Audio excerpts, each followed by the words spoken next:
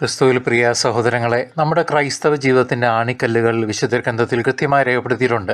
വിശുദ്ധ പൗലോസ് അപ്പോസ്തലൻ 1 കൊറിന്തോസ് 13 അധ്യായത്തിലാണ് നാം ഇത് കാണുന്നത്. വിശ്വാസം, ശരണം, സ്നേഹം ഇവയാണ് 3 പ്രധാനമായിട്ടുള്ള ആണിക്കല്ലുകൾ.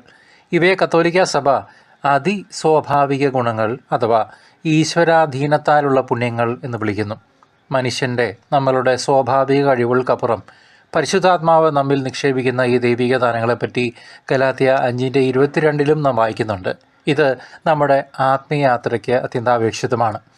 ഈ 3 പുണ്യങ്ങളിൽ ഏറ്റവും പ്രധാനപ്പെട്ടതും സകലതും പൂർത്തിയാക്കുന്നതും സ്നേഹമാണ്. വിശ്വാസം നമ്മെ ദൈവത്തോട് അടുപ്പിക്കുന്നു. കാണാത്ത കാര്യങ്ങൾ സത്യമാണെന്ന് വിശ്വസിക്കാൻ നമ്മെ വിശ്വാസം പ്രാപ്തരാക്കുന്നു.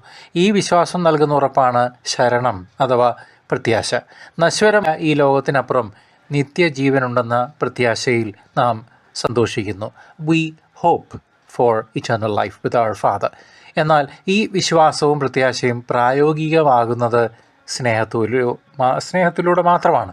ദൈവത്തെയും സഹോദരങ്ങളെയും നിസ്വാർത്ഥമായി സ്നേഹിക്കുമ്പോഴാണ് നമ്മുടെ വിശ്വാസം പൂർണ്ണമാകുന്നത്. സ്നേഹമില്ലാത്ത വിശ്വാസമോ അത് ജീവനില്ലാത്തതാണ്, നിർജീവമാണ്. നമ്മുടെ ജീവിതത്തിൽ ക്ലേശങ്ങളും പരീക്ഷണങ്ങളും വരുമ്പോൾ ഈ അതിസ്വാഭാവിക ഗുണങ്ങൾ നമ്മെ താങ്ങി നിർത്തുന്നു.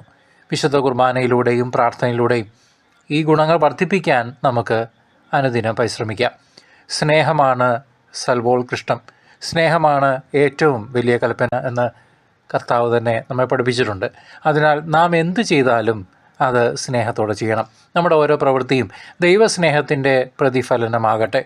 ഈ ക്രിസ്മസ് കാലത്ത് സ്നേഹത്തിൻ്റെ നിറകുടമായ ഉണ്ണിയേശുവിനെ സ്വീകരിക്കാൻ നമ്മുടെ ഹൃദയങ്ങളെ നമുക്കൊരുക്കാം.